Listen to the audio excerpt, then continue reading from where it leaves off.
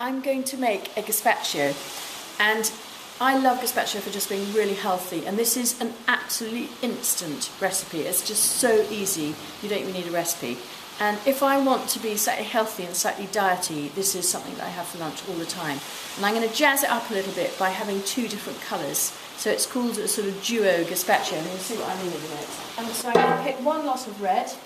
This is Gardener's Delight, which is just such a fantastically good tomato. You can't beat it. There have been so many breeding programmes to try and breed a better than Gardener's Delight tomato, and in my view I've tried lots of them, and I honestly don't think they are better.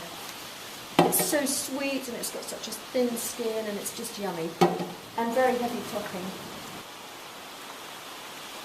And then the key other ingredient is to pick some yellow tomatoes, because it's this two different coloured gazpacho. And so I'm going to pick lots from this group here, which is Sungold. And this is even sweeter than Gardener's Delight. Absolutely delicious. And in lots of taste trials that all around the country, Sungold often comes top. People love it. I mean, kids, they're just like sweeties. My eldest daughter, when she was going off to school when she was little, I quite often couldn't find her in the summer, and I'd come in and she'd be here just grazing from the Sungold tomato bushes because she loved them so much. And they really are incredibly sweet and incredibly yummy. Now I'm also going to pick a cucumber. Just get a few more of these. Oh look, just spied some more yellow ones up here. And when they're orange like this, they're so incredibly sweet.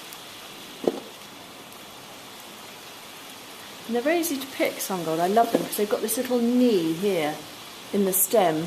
I mean, this is just a minuscule one, but you can just break them like that and they come off really easily. And then you've obviously got to take them off the horn, but that's great. Right, so then I'm going to pick a cucumber.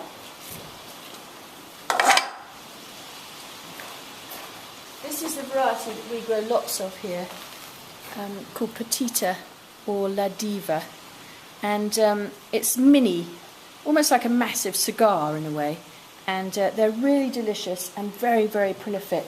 So I've picked, I would say, literally hundreds of these this year from these few vines.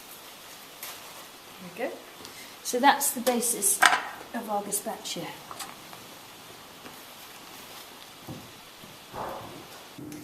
I'm going to now put together this really healthy, really quick and simple gazpacho recipe. I mean, it's a massively simplified form, and it's basically, if I'm going to cook it for sort of 4 to 6, then it's half a pepper of the right colour, so in this case red, and then 300 grams of red tomatoes.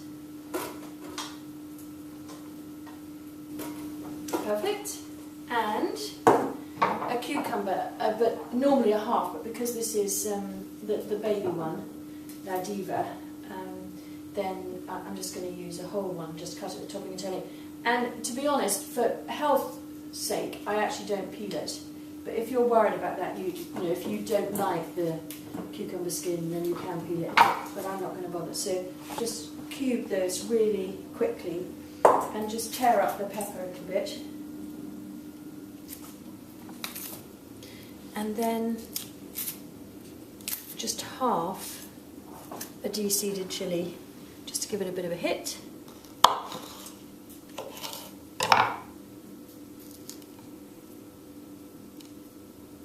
And that just goes into the food processor.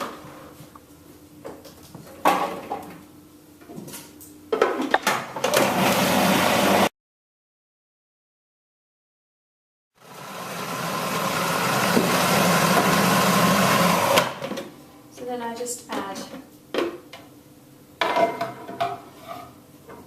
2 tablespoons of red wine vinegar to give it a bit of sharp. overdid that slightly, so I'll undo that one. And double that of, I'm using an organic extra virgin olive oil because this isn't heated, and olive oil is incredibly good for you. Salt, and I always use Morden, and some freshly ground black pepper. This is the most utterly genius pepper grinder. And the reason it is, my sister, actually my older sister, gave me one for my 40th birthday, which is some time ago now, but it has this brilliant thing, because I love really coarse ground pepper, so you can have it on C, or you can move it to M, medium, or if you like it really fine, so that you hardly know, it's just like a dusting, you have it on fine. So I love it on coarse because I like big chunks of it. Isn't that great? It's the most brilliant thing. And I'm nearly 50 now, so I've had it for 10 years and use it every day, several times a day.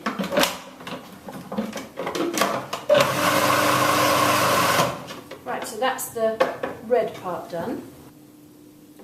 And then I'll taste it and just see in a minute whether I need any more flavouring in that. I haven't put garlic in it. I might if I was doing it in the evening, but I wouldn't if I was doing it for lunch. I haven't put spring onions in it. Again, I might possibly if I was doing it in the evening, but I don't want spring onions or garlic at lunchtime.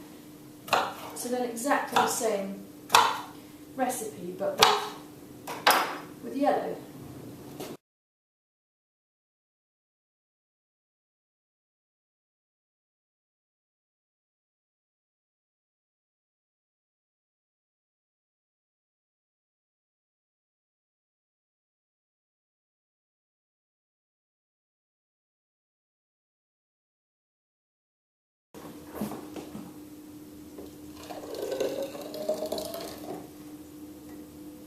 I'm just going to taste it.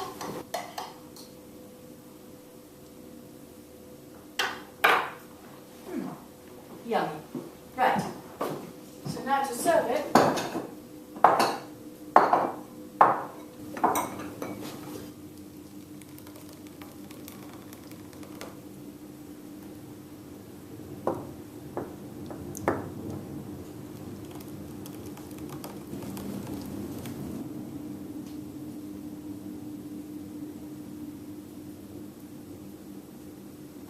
Great. And then I think that's delicious, just with sort of crusty white bread and some unsalted butter.